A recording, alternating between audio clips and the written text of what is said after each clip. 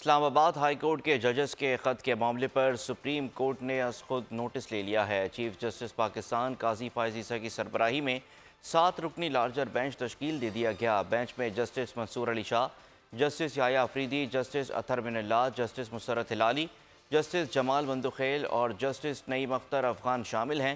7 रुकनी larger bench बुध 3 अप्रैल सुबह 11 बजे समाअत करेगा।